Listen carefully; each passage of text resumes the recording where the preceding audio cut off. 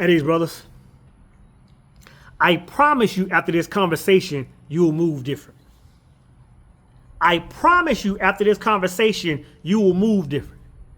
You know what I'm saying? Like, and when I say move different, meaning all the thoughts and ideas you've always had in your mind over the past few years, all the things you thought about doing but looked up and a year had passed, 2 years had passed, and you had been procrastinating, and you're just like, hey, you know what? I'll get to that at a later time.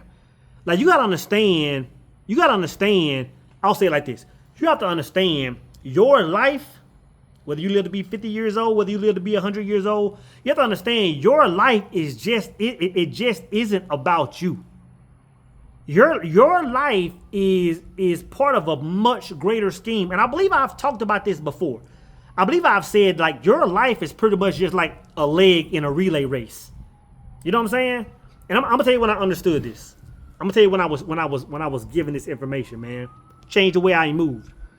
I can remember when I was in Egypt, and I think I've shared on the video me talking to some older gentlemen. They're on I'm not sure what that video was about, right? But I called them the three wise men. They were just three old school brothers, right?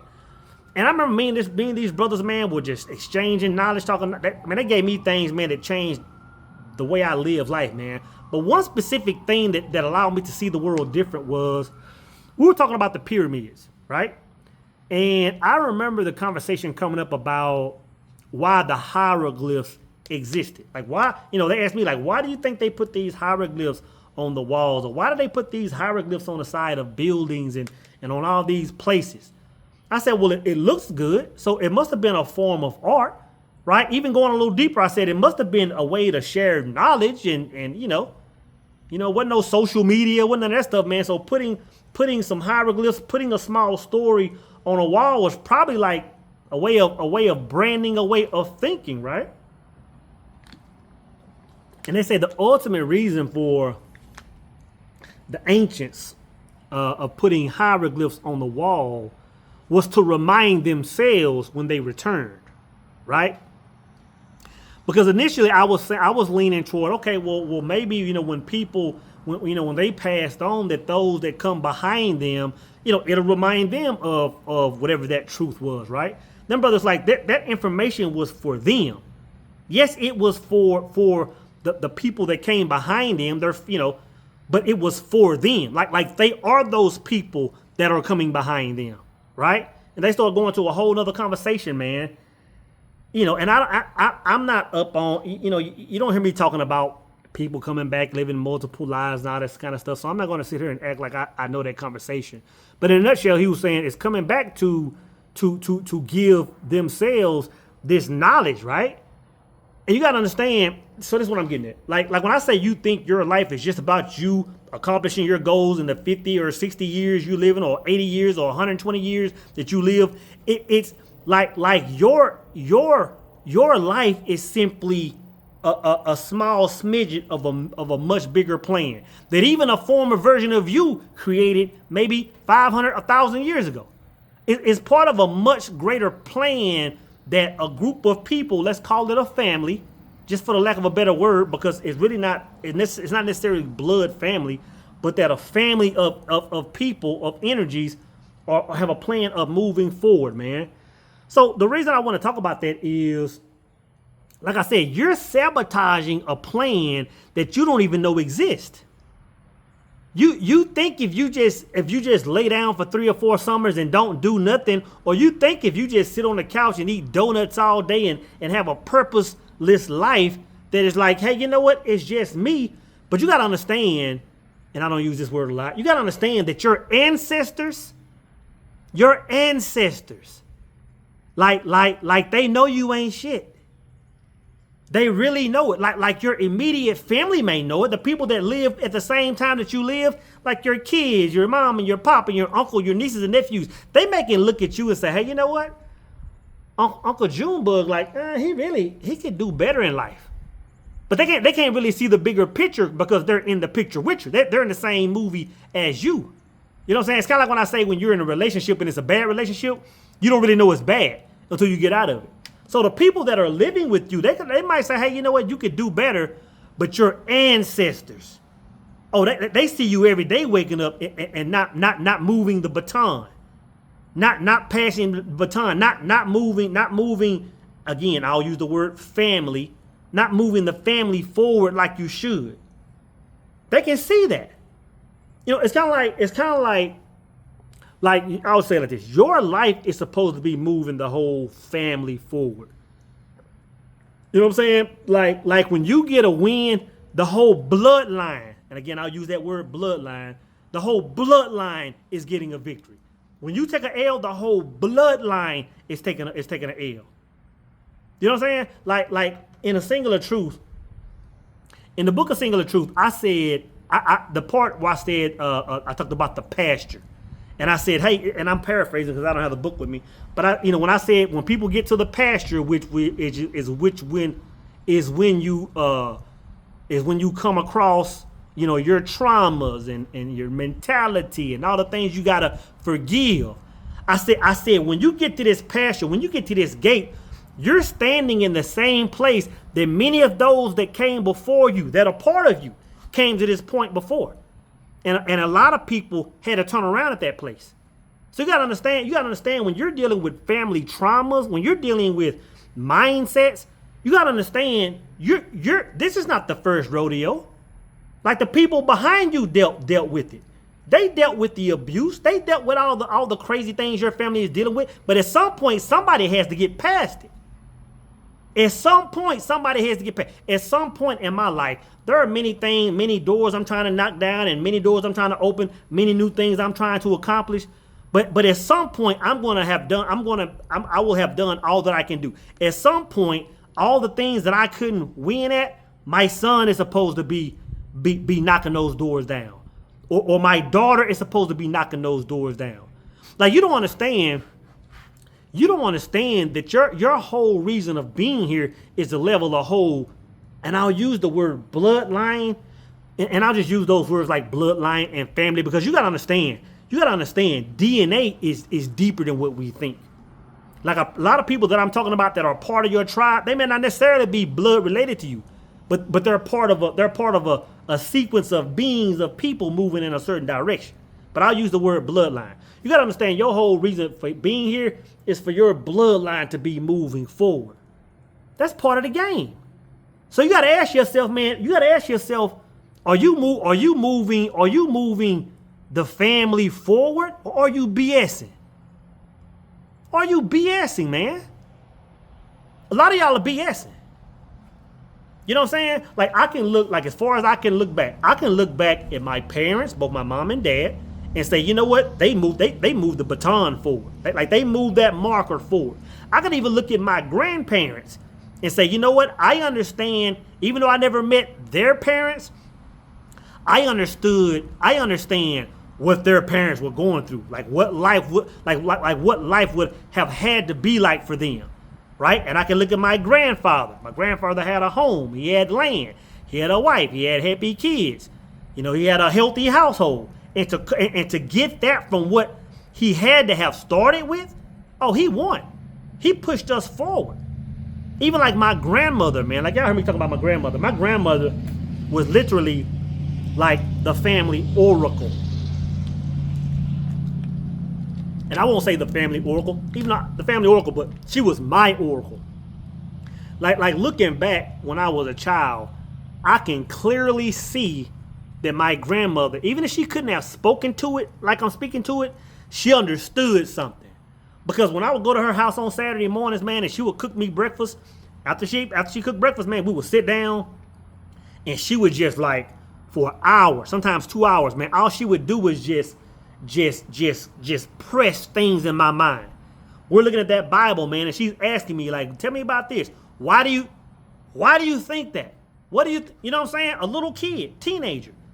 And she's putting stuff in me, man. In other words, she was saying, hey, you know what? Part of my mission is to make sure this young man understands some things. Because in 10 years from now, 20 years from now, maybe 30 years from now, he's gonna have a certain mission. He's gonna have a certain role in the overall purpose of our quote unquote family. You know what I'm saying? Again, even looking at my mom and my dad, understanding what kind of life my dad had before me, right? Brother, he moved mountains. My mom moved mountains. Like their mindset just put us leap years ahead. So I understand now that my role, you need to understand now that your role is to push your family forward. It's not just about you. You've been waking up for the last 10 years, man, and you aren't moving in any direction except waking up, wash, rinse, repeat. Same old day. You worry about the same old things. And it's like your family, man, your bloodline, your ancestors.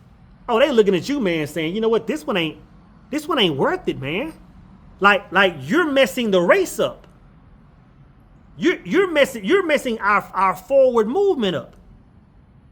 You know what I'm saying? I'm gonna share a story with y'all, man. And it's embarrassing, right? I can remember when I was in the 7th grade, I went to a school called Forest Park, Longview, Texas, 903, right? Went to a school called Forest Park, man. And in the 7th grade, I was on a relay team, right? I ran a relay, 4-man relay, the 400 relay. And I believe I was third leg. I can't remember, second or third leg. I can't remember, man. But out of the 4 people on the relay team, I was the slowest. I was fast enough to be on a relay team, but I was the slowest of 4. I can remember my 40-yard dash time was a 4.9. I thought I was the bomb because I ran a 4.940. 7th grade, right? But everybody else on the team and on the relay was running like 4.7s and maybe even 4.6s at that time. I know at least 4.7s and faster, right? So I was the weakest leg on that relay. And if I'm honest with myself, even though I knew I was the slowest, my work ethic wasn't in position to say, hey, you know what? I'm doing things to make this race faster, to make our team faster, right? I wasn't doing that. Even though I knew I was the slowest, man. And like I've always said, the way you do one thing is the way you do everything, right? So long story short, because I wasn't doing everything up to par, even my grades started to reflect my mindset and my demeanor, right? Long story short, I end up failing a grade, failing a class. You know, if you fail, you can't play sports. And I can remember failing out of track. I was embarrassed, man. That was the first and only time I ever, failed out of a sport. I failed out of track, right? So they had to replace me. They had to replace me. Do you know that very next track meet, Forest Park set the record. We broke. I'm not sure if it was like the district record, the school record, but the relay team broke a record. So you gotta understand, not only am I feeling bad because I done failed out, now I'm saying, dang it, like now I've been clearly identified as the weakest link. Not only was I the slowest man on the team, on the relay, but I was the one that didn't put the effort in everything else. So now that I'm gone, man, like everybody can see that, hey, you know what? You're the one that was dropping the ball. And I'm telling you, man, like your lineage is looking at you, man, and say, man, this dude been doing the same thing for 10 years. Like he graduated high school a decade ago. He graduated college 25 years ago. Like he's still sitting on the couch, eating bad, thinking bad, watching bad things when we're trying to run a whole race in these streets. Like we left him the information in books. We left him the information on the hieroglyphs. We left him the information within our DNA. But he won't even just take time to go in there and find what we left him to move the family forward. I'm telling you, man, you're sabotaging a mission you don't even know you're a part of. You don't even know you're a part of it, bro. So all I'm saying is, man, you got to tighten up. You got to tighten up because I believe that's that regret that people feel at death. You know what I'm saying? Like in the book, 5 Things to Do Before You Die, when people were like on their deathbed and they're getting closer to crossing over, I believe they have a realization like I can hear my ancestors now. Like I can almost see the faces of my grandparents now. Like I'm crossing over. And you start to understand what was taking place and you say, oh my God, I was supposed to be running. I was supposed to be running this whole time. But I was sitting there worried about what everybody else was doing. I was sitting there worried about what Sports Center was talking about. Instead of saying, you know what am I supposed to be doing here? How can I pass the torch? A lot of y'all aren't even passing the torch to your kids. You may have a certain piece of information and you might be like, you know what? I'm gonna gatekeep that. I'm not gonna even tell my kids. I'm not even gonna tell my son and my daughter what I know. You gatekeeping, man. You gatekeeping from the whole bloodline. There's not a single thing that I talk to y'all about that I don't talk to my son about, or I don't have plans to talk about it in the future. I talk to my son about certain things that I know.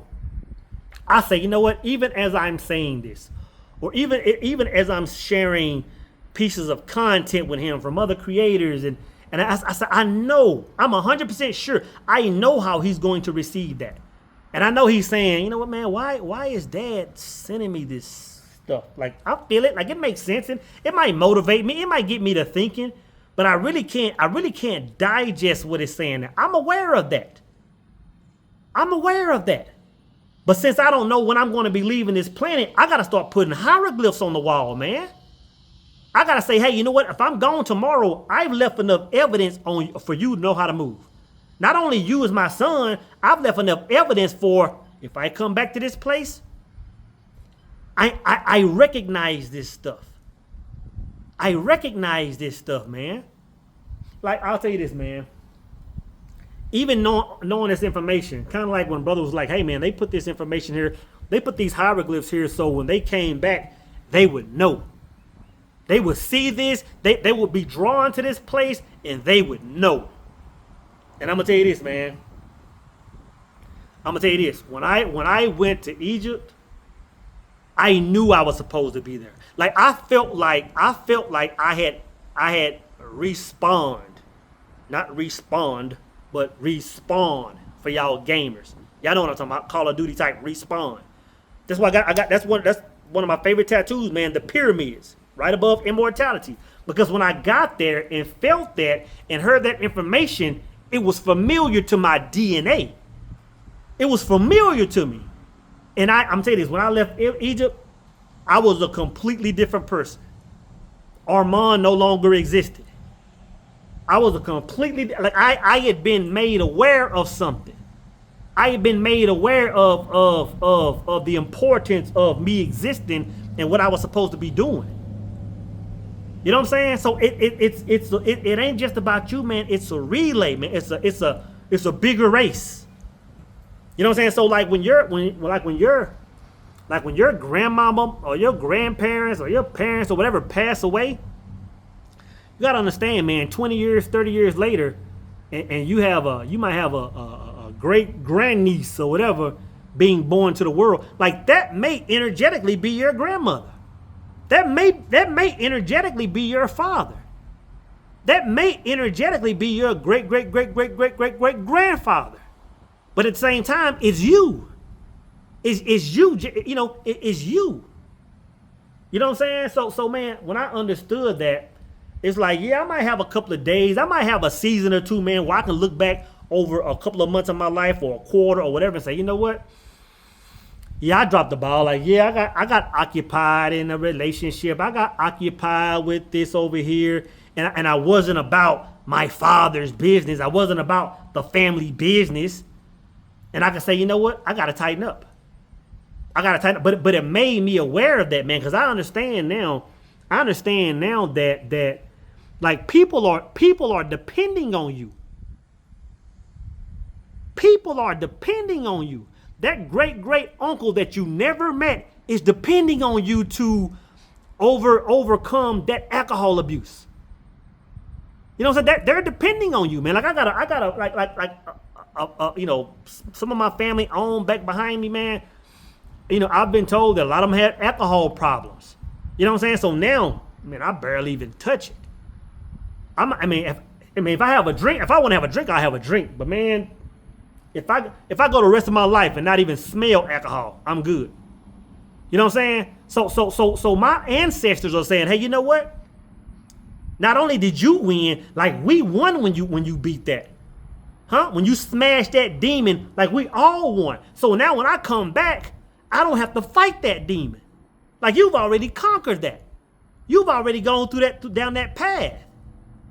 When you overcome, can't stay faithful in a relationship, whether you a 304 or whether you a whoremonger, and everybody behind you was, your daddy was, your granddaddy was, your mama was, your grandmama was, and you say, hey, you know what? I'm going to sit still. I'm going to go abstinent for a minute and understand my sexuality and understand the importance of not just sleeping around with everybody. You got to understand, legions of your family are clapping, saying, man, like when I was there, that was kicking my butt. But now you've crossed that bridge, like you won for us. When you teach your kids, like, hey, you know what, we might have struggled first, at the beginning, but hey, we ended up, better off. In other words, if you started off in a poor family, y'all were living on the bad side of the tracks, but and by the time you're an adult, you're making a good salary, you have a healthy home, like you've moved the baton forward. But now your kids behind you, you need to be inspiring them to hit a bigger mark, get a better mentality, get more financial abundance, get better self-control. And when you understand the race isn't about you, man, it's easier to do that. It turns into selfless service, man, because like once you hit a certain age, and let's just say 40. It could be 30, it could be 50, who knows? But once you hit a certain age, if you're a person with understanding, you move in this energy. Meaning, of course, I'm still going to have wins in life. Of course, I'm still going to do major things in life and accomplish my goals. But on a subconscious level, I've had fun. I've done a lot of things. I've accomplished a lot of things already. Now, of course, I'm still going to be getting some wins. But now it's more about, hey, so you ain't gonna be here forever. You see that young man you're raising. It's about making sure he's prepared when you're gone. Not only about him, about the people that come behind him. And again, it may not be in the form of your physical children, but your like people say, your tribe will find you. It may be a person that you're now calling a best friend. That may be your great grandmama or uncle.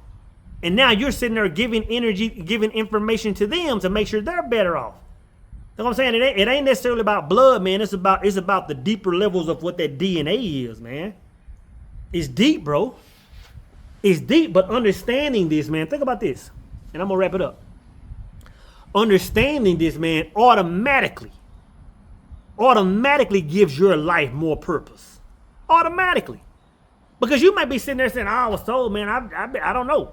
I've been reading books I didn't read, and I don't know what my purpose is. And you might not haven't drilled down to what your individual purpose is, but I'm gonna tell you this. Once you understand you're part of a much bigger team and it's about moving that whole team forward, now you're like, hey, you understand? I automatically have purpose now because I'm associated with something else. Yeah, you might not know what you're supposed to do yet, but when you're part of a bigger plan, you understand that, hey, I'm tied into my purpose. It's kind of like in football, man. It's kind of like, I know, like back in the days when I was young, we were younger playing ball. Of course, when you get at a higher level like the NFL, it's a different understanding. But like back in the days, you used to play football or back on the block, you playing football in the neighborhood, man, and you 7, 8, 9 years old. And you would say, some people be on the line blocking, some people be quarterbacking, some people be receiver, some people be receiver. Like a lot of people looked at the person on the line like they were just on the line. And if it was your time to be on the line, you were like, oh man, this ain't no fun. But when you understood that it was a bigger purpose, like if I don't do what I'm supposed to do, then there is no quarterback throwing a pass to the receiver. So I understand that my role, even though it may not seem like it's this big, I understand that my role is vital. You have to understand your role is vital. Even before you drill down and understand what your personal mission is, you got to live your life like you're moving legions of people with you. It may be tens, it may be hundreds, it may be thousands of people that you're connected to. You got to move, man, like every decision you make is affecting 1,000 other people. Like your great-great-grandniece that you'll never meet, she hasn't even been born yet, she's going to be affected by the plays you call right now. So you have to move knowing that. It ain't all about you, man. It ain't all about you, man. And I guarantee you this, once you understand that, you will automatically fall in alignment, brothers.